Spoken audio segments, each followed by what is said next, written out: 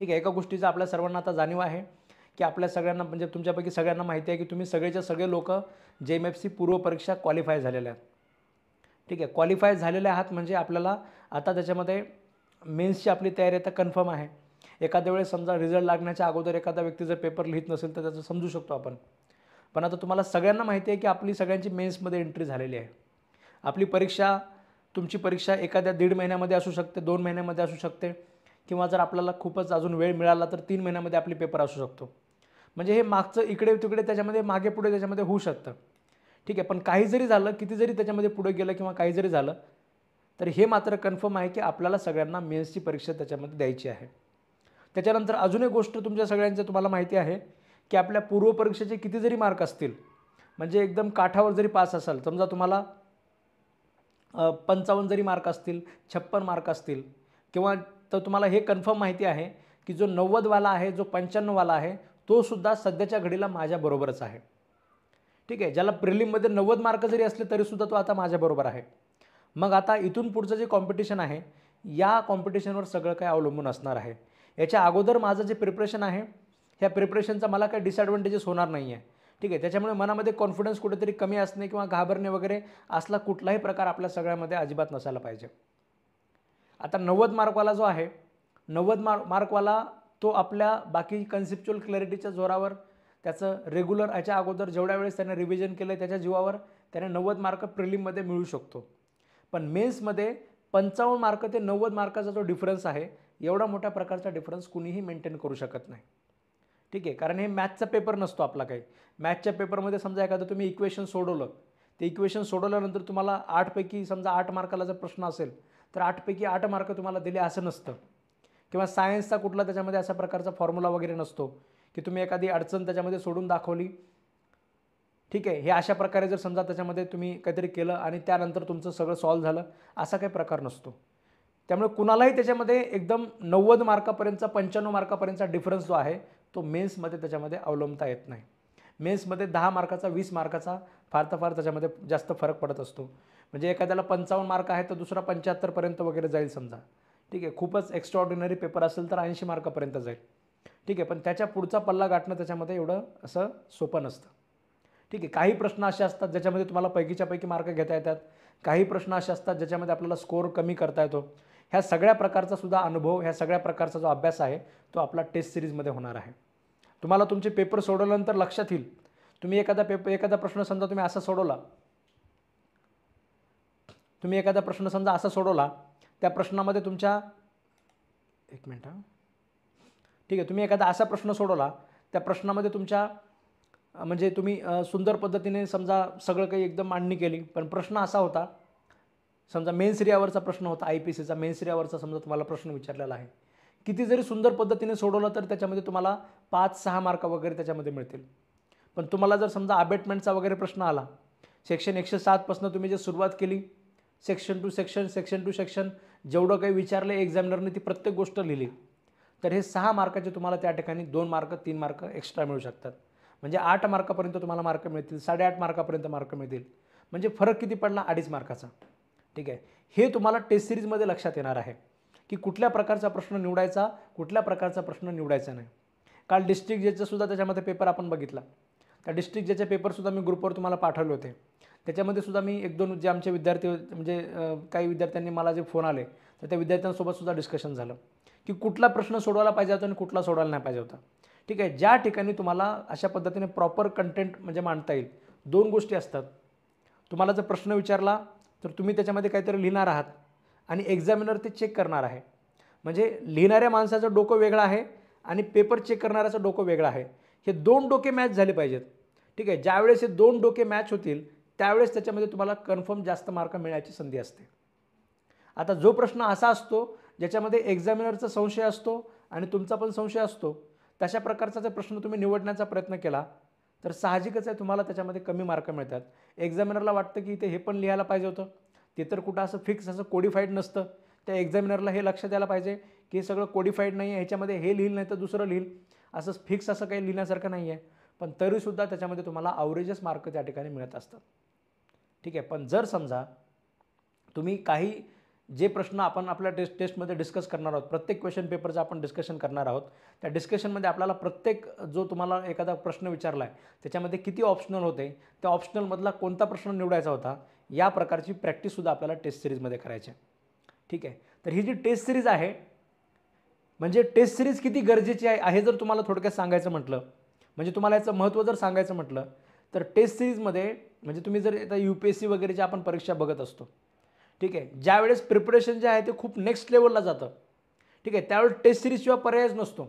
म्हणजे taste series जी आहे ती प्रिपरेशनची आपल्या ज्याला आपण म्हणतो की मेन्सचं जे डिस्क्रिप्टिव्ह प्रकारचं जे प्रिपरेशन असतं याच्यातला शेवटचा पर्याय आहे.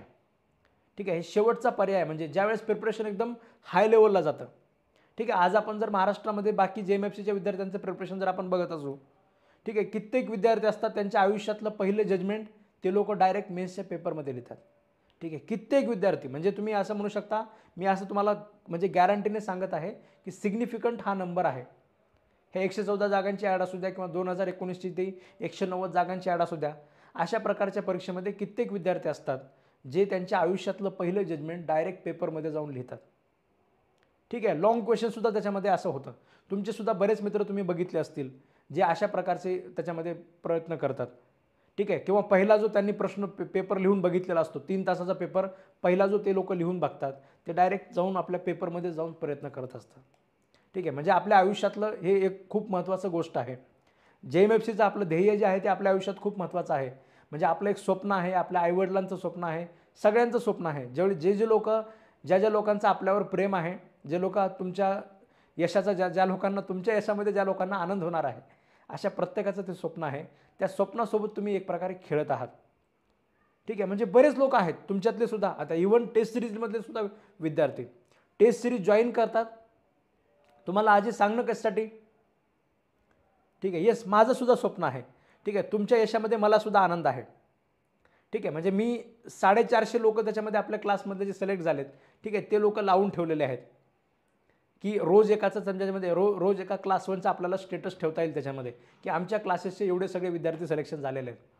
आता हे 450 जवळपास आपले सिलेक्शन झालेले आहेत क्लास 1चे.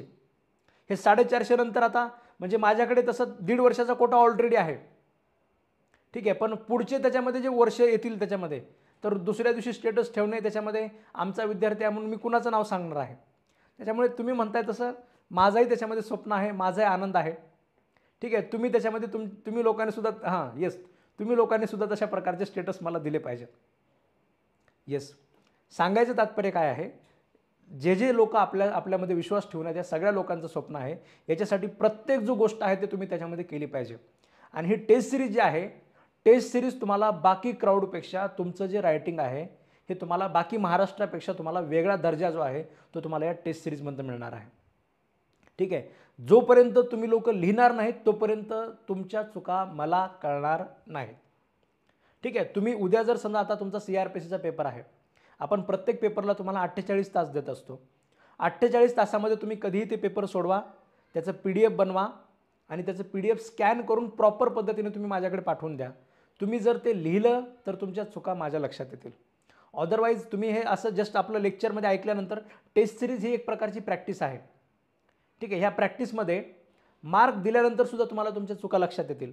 तुम्हाला तुमच्या स्वतःच्या लक्षात येईल किंवा आपल्या डिस्कशनमध्ये तुमच्या लक्षात येईल, सरांनी पण म्हटले की हा जर लॉंग क्वेश्चन लिहिला असता तर माझे 2 मार्क जास्त मिळाले असते. म्हणजे मला आता या पेपरमध्ये मला 55 मार्क पडले, जर मी या प्रश्नाच्या जागी हा प्रश्न निवडला असता तर अजून 2 मार्क वाढले असते.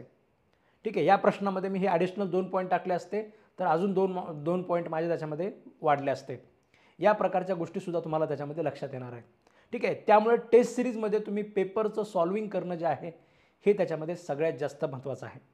ठीक आहे, ज्या लोकांना ऑफलाईनचा एक्सपिरियन्स घ्यायचा आहे, म्हणजे खाली आपल्या क्लासमध्ये येऊन समजा पेपर सोडवायचा प्रयत्न करायचा आहे, तर अशा लोकांना तुमची जी तारीख आहे पेपरला दिलेली तुम्हाला त्याच तारखेला तुम्ही ऑफिसमध्ये म्हणजे तुम्ही तुमचं 11 ते 3 म्हणजे ह्याचा वेळ जो 11 ते पुढे 3 तास समजा 12, 1, 2 अशा पद्धतीने 11 ते 2 मध्ये तुम्ही त्याच्यामध्ये येऊन तो पेपर ऑफिसला बसून सुद्धा तुम्ही सॉल्व करू शकता, जर तुम्हाला त्या प्रकारच्या एन्व्हायरमेंटमध्येच तुम्हाला सोडवायचं असेल तर. बाकी अदरवाईज हे अजिबात गरजेचं नाही की तुम्ही ऑफिसला येऊनच त्याच्यामध्ये पेपर सोडवला पाहिजे. ठीक आहे. पेपर तुम्ही ऑफिसला येऊनच सोडवला पाहिजे हे अजिबात गरजेचं नाही. पेपर तुम्ही घरी बसूनही सोडू शकता. ठीक आहे. स्वतःचा प्रामाणिकपणा आपल्यासोबत असला पाहिजे.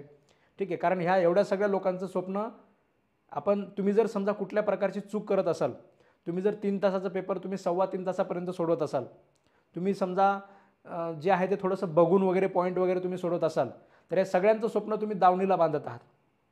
ठीक आहे. सगळ्यांचे स्वप्न तुम्ही विकायला काढले असं म्हणायला हरकत नाही. ठीक आहे. म्हणजे तुम्ही तुमची म्हणजे बाकीचं सगळं आपली इमानदारी विकायला काढल्या असं सुद्धा म्हणायला हरकत नाही. आपण आपल्या प्रामाणिकपणे इमानदारीने त्याच्यामध्ये चांगल्या पद्धतीने तुम्हाला ते लिहायचं आहे. ठीक आहे. त्याचा तुम्हालाच फायदा होणार आहे.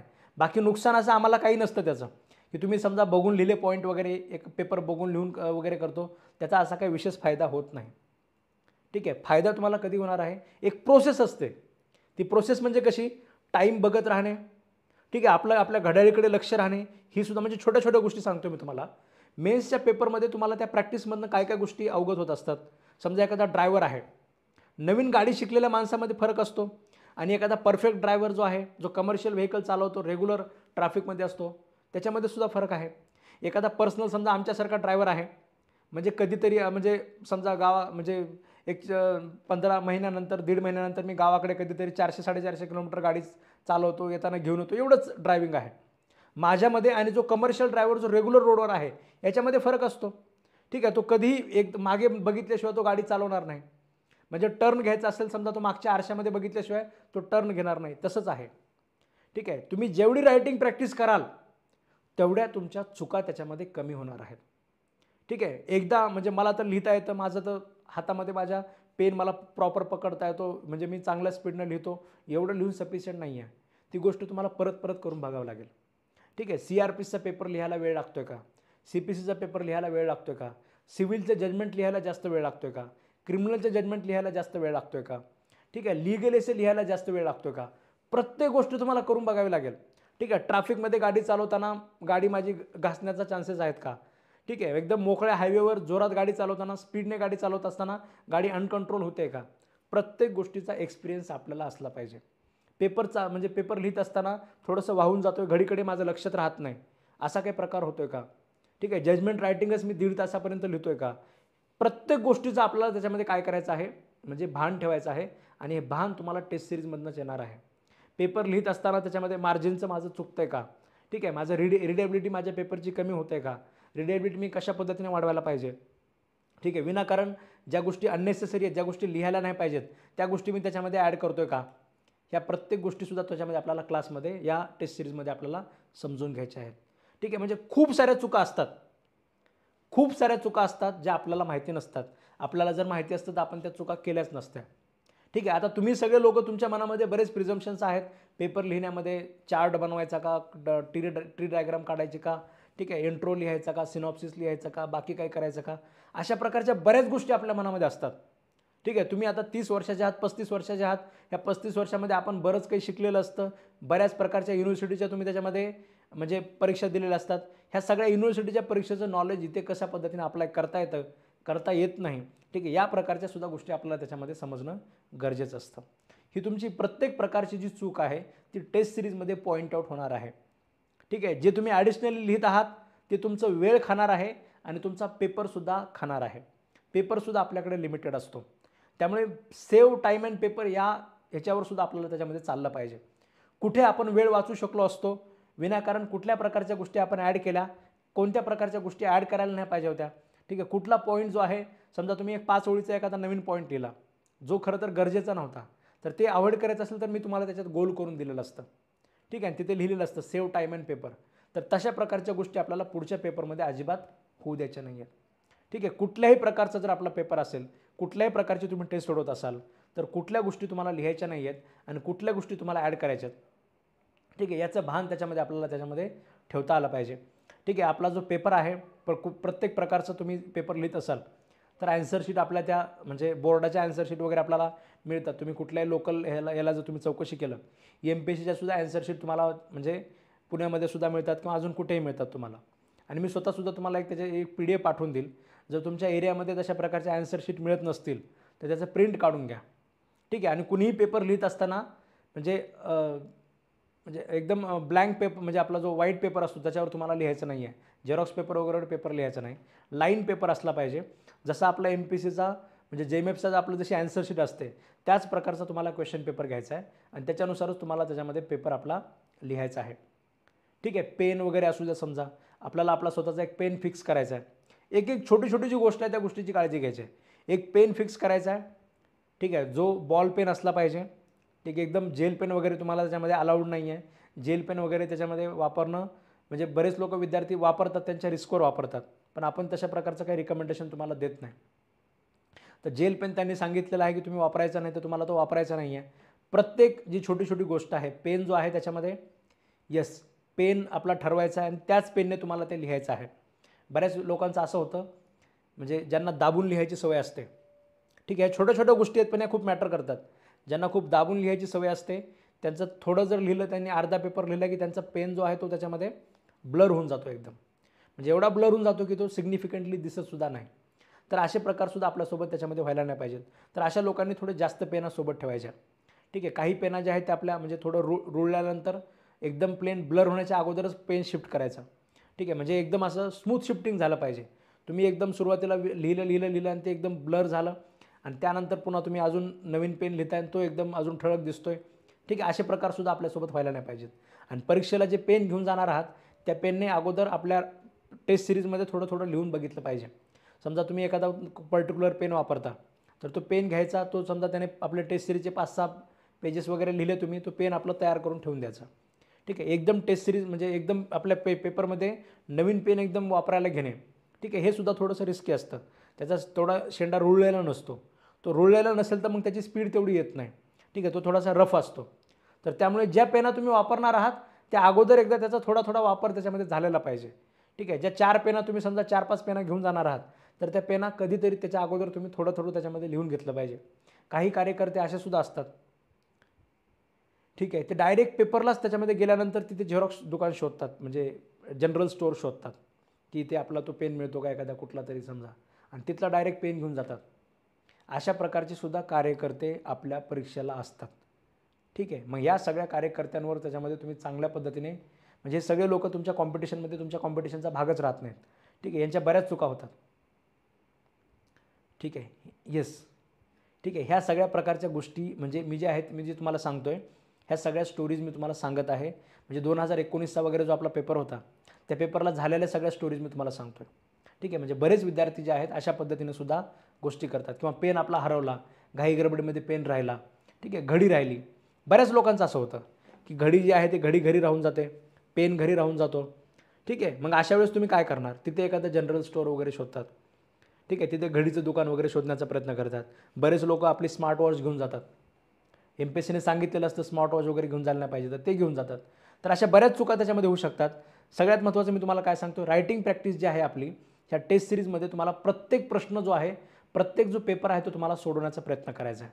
ठीक आहे. दिलेल्या टायमिंगमध्ये तुम्हाला ते सगळं सोडवायचं आहे. आता टेस्ट सिरीजचं जे शेड्यूल आहे ते तुम्हाला मी तसं दिलेलं आहे, पण हे शेड्यूल आपण थोडंसं पुढे लांबवतो. ठीक आहे. लांबवतो कशासाठी? कारण तुम्हाला जे सफिशियंट वेळ मिळाला पाहिजे प्रत्येक विषयाची तयारी करण्यासाठी. टेस्ट सिरीजचं जे शेड्यूल मी तुम्हाला पाठवलं आहे, एक मिनिट हां.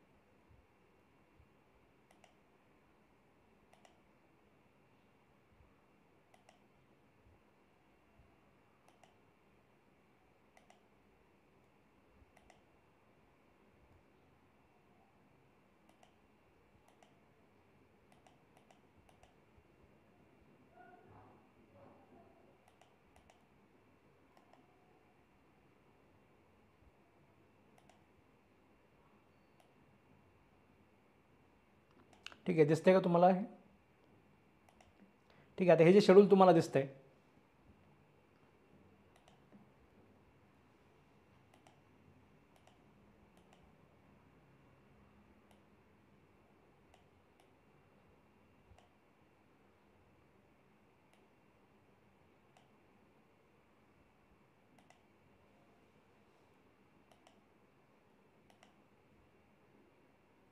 ठीक आहे, हे समजून घ्या त्याच्यामध्ये. आता या शेड्यूलमध्ये आपण तुम्हाला डेट्स वगैरे दिलेले आहेत.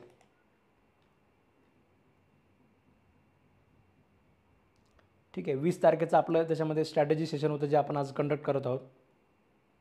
त्याच्यानंतर 21 तारखेला तुमची CRPCची टेस्ट आहे. आता ह्या ज्या सगळ्या डेट्स आहेत, ठीक आहे, आज तुम्हाला संध्याकाळी कोर्समध्ये ॲड केलं जाईल.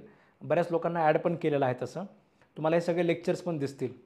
म्हणजे इंट्रोडक्टरी जे लेक्चर्स आहेत बेसिकली CRPCमध्ये नेमकं आपण काय वाचलं पाहिजे, CRPCमध्ये काय काय गोष्टी वाचणं गरजेचं आहे, हे लेक्चर तुम्हाला त्याच्यामध्ये आजपासून संध्याकाळी तुमच्या ॲप्लिकेशनवर दिसेल. हे लेक्चर तुम्ही सगळ्यांनी बघून घ्या की CRPCचं मेन्ससाठी किती महत्त्व आहे, CRPCमध्ये कोणत्या कोणत्या प्रकारचे प्रश्न विचारले जातात, आत्तापर्यंत CRPCवर कुठल्या कुठल्या प्रकारचे प्रश्न आलेले आहेत. ठीक आहे, या प्रकारचं डिस्कशनसुद्धा आपल्या कोर्समध्ये ऑलरेडी कंडक्ट केलेलं आहे. ठीक आहे, ते लेक्चर तुम्हाला दिसेल. ते लेक्चर तुम्ही उद्या बघून घ्या त्याच्यामध्ये. ठीक आहे, उद्या तुम्हाला CRPCचा वगैरे त्याच्यामध्ये पेपर जो आहे, तुम्हाला समजा 21ला पेपर मिळाला तुम्हाला, तुम्ही 22 तारखेला संध्याकाळपर्यंत तुम्ही तो पेपर सबमिट करू शकता. ठीक आहे, 22 तारखेला संध्याकाळी 12पर्यंत तुम्ही माझ्याकडे सबमिट करू शकता. त्याचं प्रॉपर PDF बनवून तुम्हाला सबमिट करायचं आहे. ठीक आहे, त्याच्यानंतर समजा आपला ट्रान्सफर ऑफ प्रॉपर्टी ॲक्ट आहे, याचं इंट्रोडक्टरी लेक्चर तुम्हाला मिळेल. त्या इंट्रोडक्टरी लेक्चरमध्ये आपण ट्रान्सफर ऑफ प्रॉपर्टी ॲक्टचं पूर्ण म्हणजे ज्याला आपण म्हणतो ना की एक प्रकारे पोस्टमॉर्टम केल्यासारखं, की काय काय प्रकारचे तुम्हाला ट्रान्सफर ऑफ प्रॉपर्टीमध्ये प्रश्न विचारले जातात. ठीक आहे, कुठल्या गोष्टी महत्त्वाच्या आहेत, कुठल्या गोष्टी महत्त्वाच्या नाही आहेत, काय काय कुठल्या प्रकारचे लॉंग क्वेश्चन विचारले जातात, कुठल्या प्रकारच्या शॉर्ट नोट क्वेश्चन विचारले जातात, या प्रकारची एक आयडिया आपण तुम्हाला त्याच्यामध्ये दिलेली आहे. ठीक आहे, म्हणजे ट्रान्सफर ऑफ प्रॉपर्टीचे प्रिव्हियस इयर क्वेश्चन पेपर जे आहेत, म्हणजे आत्तापर्यंत ट्रान्सफर ऑफ प्रॉपर्टी ॲक्टवर कुठले लॉंग क्वेश्चन आलेले आहेत, कुठल्या शॉर्ट नोट आलेल्या आहेत, ह्या सगळ्या प्रकारचं डिस्कशन आपण केलेलं आहे. किती अँगलने समजा प्रश्न आलेले आहेत, ह्या सगळ्या प्रकारच्या गोष्टी तुमच्या ट्रान्सफर ऑफ प्रॉपर्टीमध्ये कव्हर होतील. त्यानंतर 25 तारखेला तुमचं ट्रान्सफर ऑफ प्रॉपर्टीवर आपण त्याची टेस्ट वगैरे घेणार आहोत. ठीक आहे, जर 25 तारखेपर्यंत म्हणजे 25 तारीख असू द्या, त्यानंतर 30 तारखेला आपलं हे इव्हिडन्स आणि ॲट्रॉसिटी वगैरे आहे. ह्या 30 तारखेपर्यंत जर समजा आपलं MPSCचं शेड्यूल आलं नाही JMFCचं, तर ह्या पुढच्या तारखा आपण त्याच्यामध्ये थोडा डिले करणार आहोत. म्हणजे 30 तारखेनंतर तुम्हाला आपण हा जो कॉन्ट्रॅक्टचा लॉचा जो पेपर आहे, ह्या पेपरला आपण तुम्हाला एक परत त्याच्यामध्ये आपण 7-8 तारखेला ठेवू. ठीक आहे, जेणेकरून तुम्हाला ह्या कॉन्ट्रॅक्टच्या बाकी विषयांचा अभ्यास करायला जास्त वेळ मिळेल. त्याच्यानंतर आपला CPC जो आहे समजा, आता इथे आपण 3 ते 8 तारीख ठेवलेला आहे, तर यालासुद्धा आपण त्याच्यामध्ये परत तुम्हाला 7-8 दिवस देऊ. म्हणजे हे सगळे दिवस कशासाठी आहेत, ह्या एक डेडलाईन आहेत. ठीक आहे, म्हणजे बऱ्याच वेळेस काय होतं की आपण अभ्यास केलेला असतो, सगळ्या गोष्टी आपल्या त्याच्यामध्ये असतात, पण ते टाईम बाउंडमध्ये तयारी करायचं जे आहे ते कुठेतरी त्याच्यामध्ये राहून जातं. तर त्या सगळ्या गोष्टी त्याच्यामध्ये आपल्या झाल्या पाहिजेत. हे प्रत्येक विषयाचं डेडलाईन जे दिलेलं आहे, टेस्ट सिरीजचा अजून एक खूप महत्त्वाचा फायदा असतो की आपण टेस्ट सिरीजमध्ये प्रत्येक गोष्ट ठरलेल्या टायमिंगमध्ये आपण कंप्लीट करत असतो. सिव्हिल प्रोसिजर कोडचं प्रिपरेशन कुठल्याही परिस्थितीमध्ये पुढल्या 9 दिवसामध्ये 10 दिवसामध्ये तुम्हाला कंप्लीट करायचं आहे. ठीक आहे, या हिशोबाने तुम्हाला तयारी करावी लागेल. आता बरं म्हणजे गोष्टी कशा असतात, काय म्हणतात, CRPCसाठी सुद्धा एक्सटेंड करा ना. ठीक आहे, एकदम सुरुवातीला आता तुम्हाला CRPCसाठी एक्सटेंड का करणार नाही आपण, कारण तुम्हाला ऑलरेडी दिलेलं आहे. ठीक आहे, जेव्हापासून आपण टेस्ट सिरीजचं ते अनाऊन्स केलेलं आहे, CRPCचा झाला असेल ना सगळ्यांचा अभ्यास. काही लोक असे आहेत का खूप सारे ज्यांना CRPC एकदम 21ला अडचण आहे. ठीक आहे, पहिला जो पेपर आहे, पहिल्या पेपरला आपण तुम्हाला थोडंसं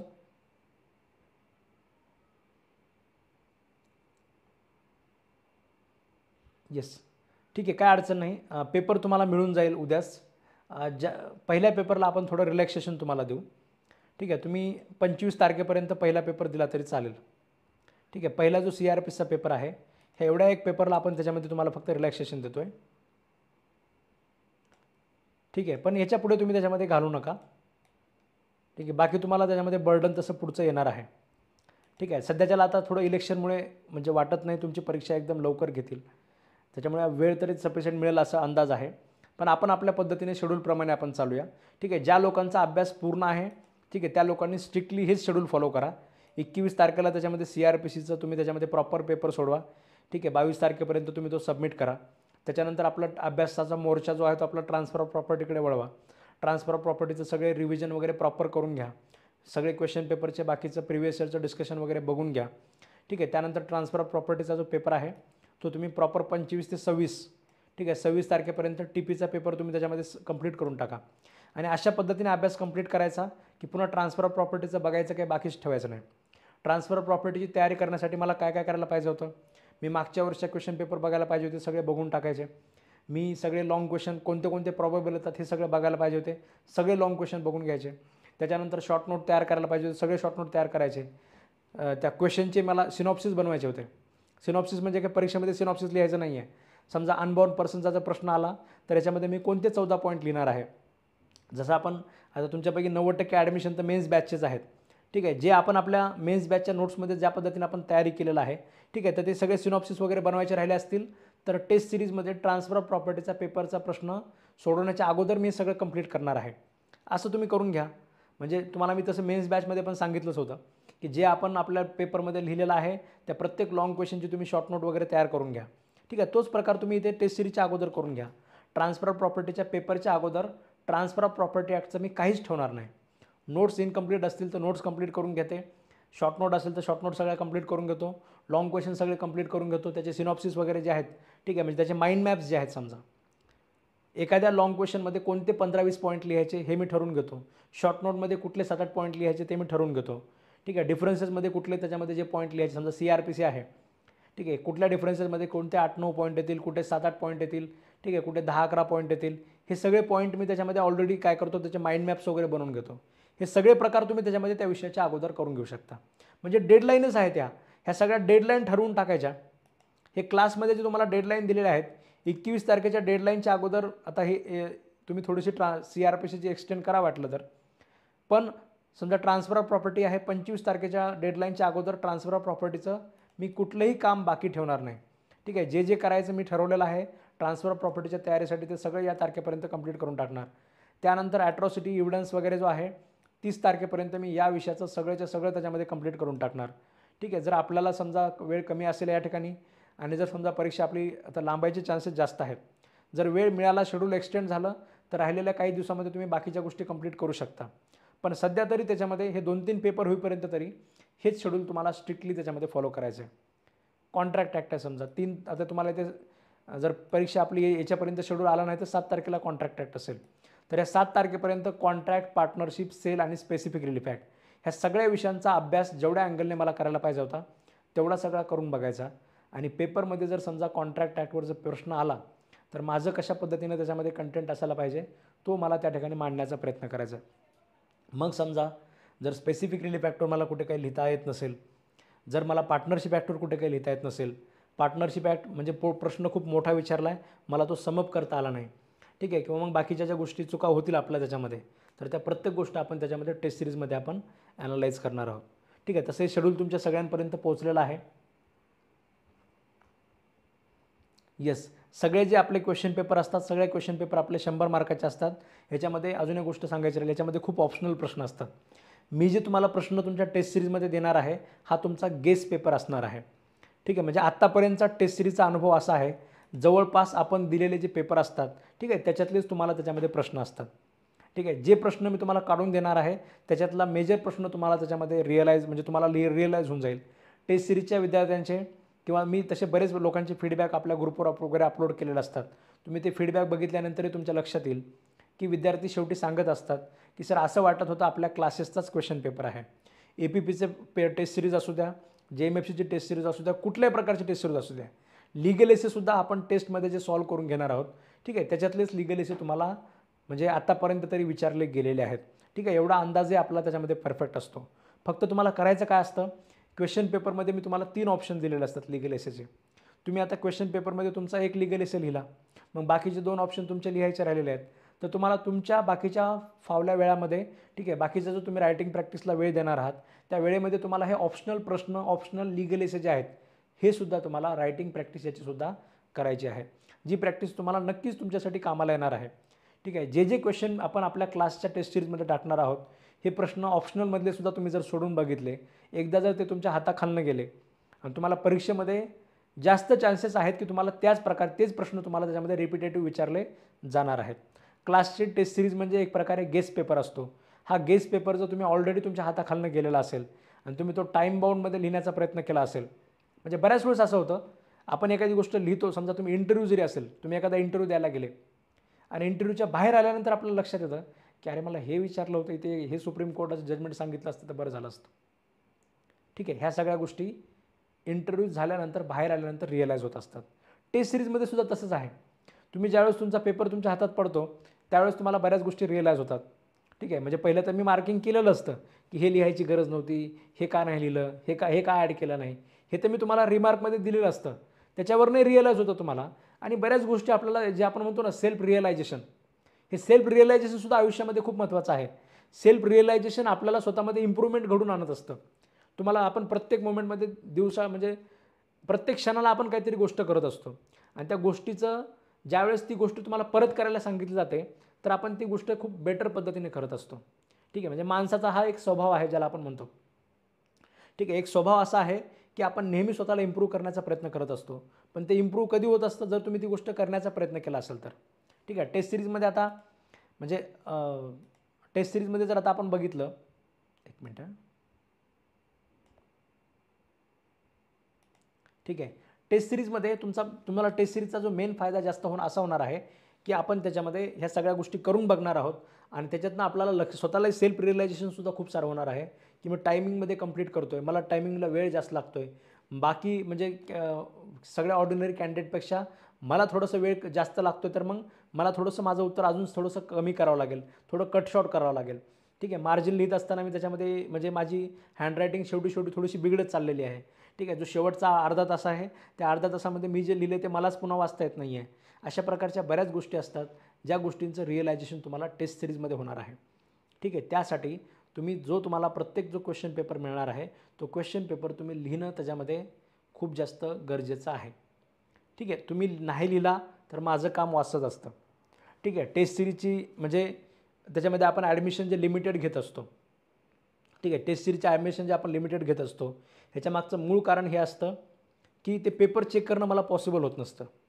ठीक आहे, त्याच्यामुळे तुमच्यापैकी जेवढे लोक पेपर कमी लिहिणार आहात तेवढा माझा फायदा आहे. ठीक आहे, पण नुकसान जे आहे हे तुमचं स्वतःचं होणार आहे. ठीक आहे, आणि म्हणजे लक्षात घ्या म्हणजे तुमचा फायदा कशामध्ये आहे, तुम्ही जेवढं लिहिणार आहात आणि जेवढे पेपर तुम्ही पाठवणार आहात.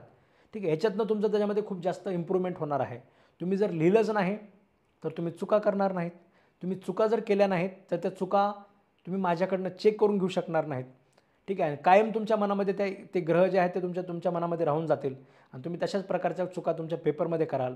जजमेंट रायटिंगमध्ये असू द्या, लिगल एसेमध्ये असू द्या. ठीक आहे, म्हणजे आपल्या उत्तरातनं आपला पेपर म्हणजे एक आरसा असतो. ठीक आहे, त्या आरशामध्ये तुमचं जर वेगळंच प्रतिबिंब दिसत असेल तर साहजिकच आहे त्यांना जर तशा प्रकारचं प्रतिबिंब अपेक्षित नसेल तर तुम्हाला रिजेक्ट केलं जाईल. ठीक आहे, म्हणजे आपल्याला आपलं प्रतिबिंब असं बनवायचं आहे, आपला ॲन्सर शीट अशा पद्धतीने आपल्याला बनवायचे आहे जी ॲन्सर शीट जी आहे ती MPSCला पेपर चेक करणाऱ्या लोकांनी ॲक्सेप्ट केली पाहिजे. आणि त्यासाठी तुम्ही त्याच्यामध्ये रायटिंग प्रॅक्टिस करणं गरजेचं आहे. आणि रायटिंग प्रॅक्टिससाठी टेस्ट सिरीज जी आहे हा आपला एक जरिया आहे. ठीक आहे, म्हणजे प्रत्येक जी टेस्ट सिरीजमध्ये जी गोष्ट असते त्या पद्धतीने तुम्हाला करायचं आहे. ठीक आहे, म्हणजे पेन प्रॉपर वापरायचा आहे, पेपर जो आपण लिहितो तो पेपर प्रॉपर वापरायचा आहे. ठीक आहे, त्या पेपरवर त्याच्यामध्ये त्या टाईम लिमिटमध्ये आपल्याला ते सगळं कव्हर करायचं आहे. पेपरच्या त्याच्यामध्ये पेजेस नंबरमध्ये आपल्याला ते कव्हर करायचं आहे. ठीक आहे, कुठलाही लॉंग क्वेश्चन लिहित असताना स्वतःवर जे रिस्ट्रिक्शन ठेवणं आहे म्हणजे घडी आपली कायम आपल्या समोर ठेवून आपल्याला त्या प्रकारची प्रॅक्टिस करायची आहे. एकच तुम्ही ज्यावेळेस पेपर लिहून बघाल त्यावेळेस तुमच्या लक्षात येऊन जाईल की बऱ्याच गोष्टी आहेत ज्या आपल्याला सुधारणं गरजेचं आहे. हे इम्प्रूव्हमेंट जे आहे म्हणजे बऱ्याच वेळेस असं होईल तुम्हाला CRPCमध्ये काही गोष्टी लक्षात येतील. CRPCचा क्वेश्चन पेपर सॉल्व्ह करताना तुमच्या काही गोष्टी लक्षात येतील. ठीक आहे, त्या चुका तुम्ही परत दुरुस्त करणार. म्हणजे CRPCचा पेपर झाल्यानंतर तुम्हाला एक संधी मिळेल की आपला अजूनही रायटिंग प्रॅक्टिस बरोबर नाही आहे. मग ट्रान्सफर प्रॉपर्टी ॲक्टपर्यंत आपण ते रिकवर करून घेऊ. ठीक आहे, त्यानंतर मग पुढचा तुमचा एव्हिडन्सचा पेपर आहे. तर तेव्हा ट्रान्सफर प्रॉपर्टीमध्ये ज्या चुका तुमच्या लक्षात येतील त्या तुम्ही एव्हिडन्सच्या पेपरमध्ये दुरुस्त करून घ्याल. ठीक आहे, अशा पद्धतीने एक कंप्लीट इम्प्रूव्हमेंटची प्रोसेस आहे. ठीक आहे, एक गोष्ट लक्षात घ्या, टेस्ट सिरीज किती महत्त्वाचं आहे हे तुम्हाला जर मी सांगायचं म्हटलं थोडक्यामध्ये, मेन्स बॅचमध्ये आपण जे शिकत असतो ठीक आहे त्याच्यापेक्षा सुद्धा जास्त महत्त्वाचं जर काय असेल तर ते टेस्ट सिरीज आहे. ठीक आहे, तुम्ही जर टेस्ट सिरीज सॉल्व्ह करत नसाल तर तुम्ही सुद्धा एका ऑर्डिनरी विद्यार्थ्यांमध्ये तुम्ही राहून जाल. ठीक आहे, तुम्ही जर पेपर सोडून माझ्याकडे पाठवत नसाल, तुमचा जर पेपर 3 तासामध्ये कंप्लीट होत नसेल तर अशा वेळेस तुमचे मेन्सचे चान्सेस खूप कमी आहेत, क्वालिफाय होण्याचे चान्सेस खूप कमी आहेत. ठीक आहे, मेन्स जरी हुकून चुकून पास झाले जास्त जागा असल्यामुळे ठीक आहे तरीसुद्धा आपला स्कोर त्याच्यामध्ये मात्र कमी राहील. आणि स्कोर कमी असेल तर इंटरव्ह्यूला त्याच्यामध्ये खूप काही जास्त इंटरव्ह्यू आपल्या हातात नसतो. क्वेश्चन पेपर तरी बऱ्यापैकी आपल्या हातात असतो कारण ह्याच्यात खूप काही वेगळं विचारलं जात नाही. ठरलेल्या एका सेट ऑफमध्ये पेपर असतो. आपल्या क्लासेसचा गेस्ट पेपर म्हणजे जे क्वेश्चन पेपर असतात मी तुम्हाला म्हणतो की लिगल एसे मी सांगितल्याप्रमाणेच येतो. क्वेश्चनसुद्धा आपल्या टेस्टमधले जसे तसे क्वेश्चन असतात. ठीक आहे, हे सगळं मी का म्हणतो आहे कारण एवढा काही असा बदल होत नाही त्याच्यामध्ये. ठीक आहे, बऱ्यापैकी गोष्टी ज्या आहेत त्या आपल्याला माहिती आहेत की तुम्हाला काय परीक्षेमध्ये विचारलं जाणार आहे आणि ते आपण तुम्हाला क्लासमध्ये सांगत आहोत. त्याच्यामुळे मेन्स तुमची बऱ्यापैकी तुमच्या हातात असते. तुम्ही जर त्याच्यामध्ये जर परफॉर्मन्स चांगला दिला नाही तर इंटरव्ह्यूमध्ये बरंच काही आपल्याला करायचे चान्सेस नसतात आपल्याकडे. इंटरव्ह्यूमध्ये ते लोक इंटरव्ह्यू बऱ्यापैकी ड्राईव्ह करतात आणि त्याच्यामध्ये आपल्याला इंटरव्ह्यू म्हणजे जो आहे, ठीक आहे, तर आपण स्वतः ड्राईव्ह करणारे त्याच्यामध्ये खूप कमी विद्यार्थी असतात. मग त्यांनी त्यांच्या पद्धतीने इंटरव्ह्यू चालवला तर मग आपला तिकडचा पण स्कोअर कमी आणि मेन्सचा पण स्कोअर कमी. तिकडे जे हुकून चुकून क्वालिफाय झाले त्याच्यामध्ये तशा पद्धतीने आणि इकडे मेन्सचा जर स्कोअर तुमच्या पाठीशी नसेल तर मग अशा वेळेस आपला त्याच्यामध्ये सिलेक्शनचा चान्सेस आपले कमी होऊन जातात. ठीक आहे, मग परत पंढरीची वारी, परत JMFC प्रिलिम, परत मेन्स, परत इंटरव्ह्यू, हा सगळा प्रकार आपल्यासोबत जर होऊ द्यायचा नसेल तर मेन्समध्ये खूप चांगला आपला स्कोअर असला पाहिजे. अभ्यास करायचं तर काम आपण करतच आहोत. ठीक आहे, 90% तुमच्यातले विद्यार्थी मेन्स बॅचलासुद्धा आहेत. प्रत्येक शॉर्ट नोट, प्रत्येक लॉंग क्वेश्चनचा आपण जेवढे पॉईंट असायला पाहिजेत ते आपण लिहून तर घेतलेलेच आहेत. पण त्याच्या व्यतिरिक्त पुढे जाऊन तिची रायटिंग प्रॅक्टिससुद्धा आपण करतो आहे का? ठीक आहे, जे आपण क्लासमध्ये शिकलं आहे ते आपल्याला उतरवता येते का? ठीक आहे, आपलं डोक्यासोबत म्हणजे डोकं चालत असताना, ठीक आहे, म्हणजे छोट्या छोट्या गोष्टी, इवन मॅक्झिम आपल्याला आठवत आहेत का? मी तुम्हाला क्लासमध्ये मॅक्झिम्स लिहून दिल्या, तुम्हाला जजमेंट काही लिहून दिले, ते केस लॉज तुम्हाला परीक्षेत लिहिताना आठवत आहेत का? किंवा परीक्षेमध्ये असं होतं ती मॅक्झिम एकदम आठवत नाही, मग सरांची वही उघडून बघायची का? ठीक आहे, वही उघडून बघायची अजिबात नाही. ठीक आहे, एवढं लक्षात घ्यायचं की मला पुन्हा त्याच्यानंतर स्वतःचं रिअलायझेशन करायचं. मला अमेंडमेंट आठवली नाही, मला केस लॉ आठवला नाही, सरांनी जे दुसरं लिंकिंग समजा करून दिलं होतं, म्हणजे समजा बॉम्बे पोलीस ॲक्ट आपण लिंक केला होता CRPCमध्ये, तो मला समजा लिहिता आला नाही. विदाउट वॉरंट कुठे अरेस्ट करायचं ते ॲड करता आलं नाही मला. ठीक आहे, विड्रॉल फ्रॉम द प्रॉसिक्युशनचा प्रश्न आहे समजा, त्याच्यामध्ये आपण काही केस लॉ लिहिल्या होत्या की प्रॉब्ली प्रॉसिक्युटरला कशा पद्धतीने डिस्क्रिप्शन वगैरे असतं, ती केस लॉ मला इकडे लिंक करता आले नाही. ठीक आहे, मला ऐनवेळी ते आठवलंच नाही. ठीक आहे, येस, तुम्ही हे जर लिहित असाल म्हणजे समजा तुम्ही क्लोजर रिपोर्ट लिहित असाल तर ते ABC समरी वगैरे आपण ॲड केलं होतं त्याच्यामध्ये, तर ते समरी रिपोर्ट तुम्हाला त्याच्यामध्ये ऐनवेळी समजा आठवले नाहीत. काही असू द्या, हे काही उदाहरणं झाले त्याच्यामध्ये, तुम्ही सांगितलेले उदाहरणं मी फक्त ते रिपीट केले. तर हे जे सगळे उदाहरणं आहेत, ह्या सगळ्या प्रकारच्या गोष्टी जर तुम्ही तुमच्या पेपरमध्ये उतरवू शकत नसाल तर तुम्ही पण बाकी महाराष्ट्रासारखाच क्राऊड आहात. ठीक आहे, बाकी सगळ्या क्लोजर रिपोर्ट म्हणजे जे तेवढा पर्टिक्युलर सेक्शनमध्ये दिले हे तर त्याच्यामध्ये पूर्ण महाराष्ट्राला पाठ आहे, सगळेजण तेवढंच लिहिणार आहेत. पण तुम्हाला ऐनवेळी परीक्षेमध्ये जर 4-5 पॉईंट जे आपण ॲड केले ते जर आठवत नसतील, जर आपला कंटेंट त्याच्यामध्ये कमी पडत असेल किंवा जेवढा कंटेंट दिला आहे तेवढा तुम्हाला पेपर त्या टायमिंगमध्ये कव्हर करता येत नसेल, याचं रिअलायझेशन जर आपल्याला त्याच्यामध्ये होत नसेल आणि याच्यातनं आपण हे पेपर लिहून इम्प्रूव्हमेंट जर आपण करत नसू तर अशा वेळेस त्याच्यामध्ये आपलं सिलेक्शनचे चान्सेस जे आहेत, आपलं स्कोरिंगचे चान्सेस कमी होऊन जातात. ठीक आहे, ऑर्डिनरी 50-55 मार्क तुम्हाला मिळतीलही. आतापर्यंत तुम्ही अभ्यास केलेला आहे, समजा तुमच्यातले काही लोक असे असतील याच्या अगोदरही 1-2दा मेन्स दिलेला आहे, 50-55 मिळूनही जातील. पण एक्स्ट्रा ऑर्डिनरी थोडंसं येण्यासाठी, बाकी क्राऊडपेक्षा 2 मार्क आपल्याकडे जास्त असण्यासाठी जो कंटेंट ज्या पद्धतीने आपण लिहिणं गरजेचं आहे तो तुम्हाला जर मिळवायचा असेल, तो तुम्हाला त्या पद्धतीचं जर तुम्हाला जर समजून घ्यायचं असेल तर एकच पर्याय आहे, सगळेचे सगळे पेपर द्यायचे. प्रत्येक पेपर त्याच्यामध्ये टायमिंगनुसार त्याच्यामध्ये ठरवलेल्या टायमिंगमध्ये आपण सोडवायचा. तो सोडवलेला पेपर माझ्याकडे पाठवायचा, माझ्याकडनं तो चेक करून घ्यायचा. माझ्याकडनं कधी कधी पेपर द्यायला उशीर होत असतो, तर अशा वेळेस मला एक रिमाइंडर द्यायचं, जेंटल रिमाइंडर द्यायचं की सर जेंटल रिमाइंडर, माझा पेपर असा असा चेक करायचा राहिलेला आहे. आणि तो माझ्याकडनं सुद्धा फॉलोअप घेऊन बघून घ्यायचं की नेमकं आपल्या पेपरमध्ये काय राहिले चेक करायचं. ठीक आहे, म्हणजे आपल्या पेपरमध्ये काय गोष्टी आपल्याला चुकलेल्या आहेत, ठीक आहे, आपला स्कोअर का कमी होतो आहे, या विषयामध्ये आपल्याला अजून काय काय करणं गरजेचं आहे. सगळं काही ओके असेल, चांगले मार्क मिळत असतील तर काही प्रॉब्लेम नाही. पण जर समजा अजून काही गोष्टी कमी होत असतील तर त्या सगळ्या गोष्टी तुम्हाला त्याच्यामध्ये करून घ्याव्या लागतील. अशा पद्धतीने जर तुम्ही तुमचा पेपरचा तुम्ही प्रॅक्टिस जर तुम्ही करत असाल, टेस्ट सिरीजमध्ये तुम्ही जर करत असाल तर त्याच्यामध्ये आपण एक राईट ट्रॅकवर असतो आणि मग आपला पेपरमध्ये वेळ कमी पडायचे चान्सेस कमी होतात. चुकीचे पॉईंट आपण पेपरमध्ये अवॉइड करतो, जे लिहायला पाहिजे ते ॲडिशनल पॉईंट आपण लिहिण्याचा प्रयत्न करतो. लिगल एसेसुद्धा आपण टायमिंगमध्ये कंप्लीट करतो, जजमेंट रायटिंगसुद्धा आपण टायमिंगमध्ये कंप्लीट करतो. ह्या सगळ्या प्रकारच्या जर गोष्टी झाल्या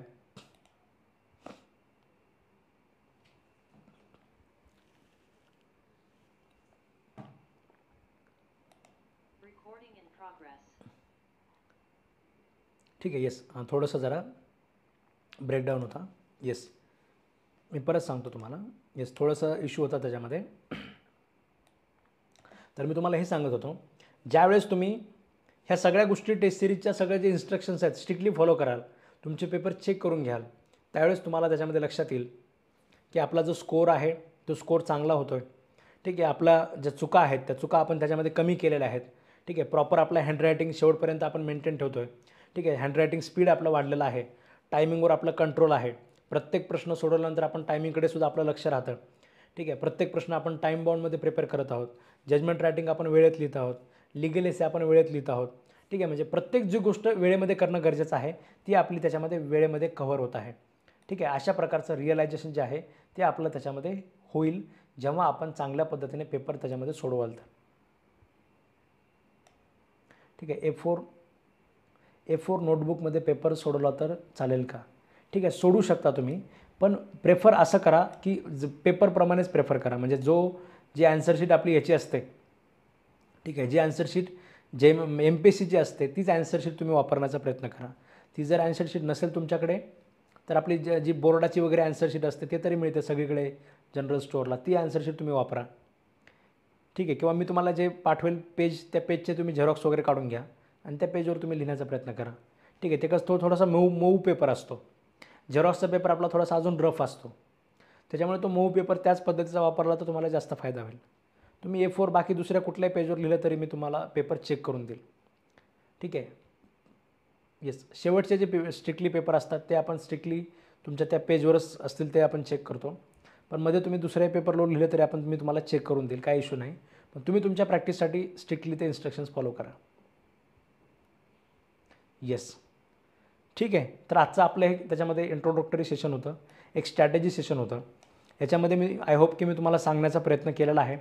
पहिल्या सेशनमध्ये मी नेहमीच विद्यार्थ्यांना हा प्रयत्न करत असतो की त्यांना एनकरेज करतो की तुम्ही प्रत्येक पेपर लिहा, तो तुमच्यासाठी किती गरजेचा आहे. ठीक आहे. बाकी जसं मी तुम्हाला सांगितलं, तुम्ही काही पहिली दुसरीचे विद्यार्थी नाही आहेत. तुम्ही पेपर जर लिहित नसाल तर अशा वेळेस तुम्हाला म्हणजे कान पकडून लिही पेपर असं म्हणायला मी काही तुमच्या घरी येणार नाही. ठीक आहे. तुम्ही पेपर लिहिला तरच तुम्हाला तुमच्या चुका लक्षात येणार आहेत, ज्या मी माझ्यासुद्धा लक्षात तेव्हाच येणार आहेत. ठीक आहे. आपले जे लेक्चर असतात, कॉमन एरर्सचे जे लेक्चर असतात की कॉमन चुका तुम्ही काय लोकांनी काय काय केलेल्या आहेत, त्या एररमध्ये ज्या तुमच्या कॉमन चुका तुमच्यापैकी कुणीतरी केलेल्या असतात किंवा मला ज्या माहिती असतात अगोदर कुठल्या विद्यार्थ्यांनी केलेल्या असतात, माझ्या डोक्यामध्ये ज्या असतात, तर त्या कॉमन एरर्स मी सगळ्या सांगत असतो तुम्हाला. पण तुमच्या पर्टिक्युलरली ज्या काही स्वतःच्या एरर्स आहेत, ह्या एरर्स तुम्हाला तेव्हाच लक्षात येईल ज्यावेळेस तुम्ही स्वतः पेपर लिहून बघाल. ठीक आहे. आणि ते तुम्ही माझ्याकडे पाठवाल त्यावेळेसच तुम्हाला त्या गोष्टी लक्षात येतील. ठीक आहे. तेवढं तुम्ही आजच्यासाठी लक्षात ठेवा. बाकीचं आपण आपल्या नेक्स्ट सेशनमध्ये आपण त्याच्यामध्ये बघूया. तुम्ही ॲप्लिकेशन ओपन केलं तर मी सांगितलं होतं बऱ्याच लोकांना ॲड करायला. हे लेक्चर होईपर्यंत तुम्हाला त्या कोर्समध्ये ॲड केलं असेल. तुम्हाला बरेच लेक्चर त्याच्यामध्ये व्हिजिबल असतील, बरेच लेक्चर तुम्हाला ॲप्लिकेशनमध्ये दिसायला लागतील. तुम्ही ते बघायला चालू करू शकता. ठीक आहे. येस, क्वेश्चन पेपर पण तुम्हाला काय दिसतील, जो आपला क्वेश्चन पेपर आहे तोच क्वेश्चन पेपर बघायचा. ठीक आहे. येस, ॲप्लिकेशनमध्ये व्ह्यू कोर्स करून बघा, तिथे तुम्हाला दिसतील ते. येस, ॲप्लिकेशनवर दिसेल तुम्हाला. ठीक आहे. Thank you all of you. Good night. District जजची बॅच आहे आता लगे, त्यांचा वेळ झाला, त्या विद्यार्थ्यांचे मॅसेज येत आहेत. ठीक आहे. तुमचे बऱ्याच जे डाऊट्स आहेत ते आपण अजून पुढच्या सेशनमध्ये आपण घेऊया. ठीक आहे. DJची बॅच सुरू झालेली आहे, त्यांचा टायमिंग झालेला आहे. अजून जे काही गोष्टी आहेत त्या आपण पुढच्या ह्याच्यामध्ये आपण चर्चा करूया. तुम्ही बाकी ग्रुपवरसुद्धा काही गोष्टी विचारू शकता. ग्रुपवरसुद्धा तुम्ही जे तुमचे बाकीचे कॉमन डाऊट्स आहेत, ठीक आहे, छोट्या छोट्या गोष्टी आहेत, तर तुम्ही बाकी कॅन्डिडेटसुद्धा तुम्हाला क्लिअर करतील. ठीक आहे. Thank you all of you. Good night.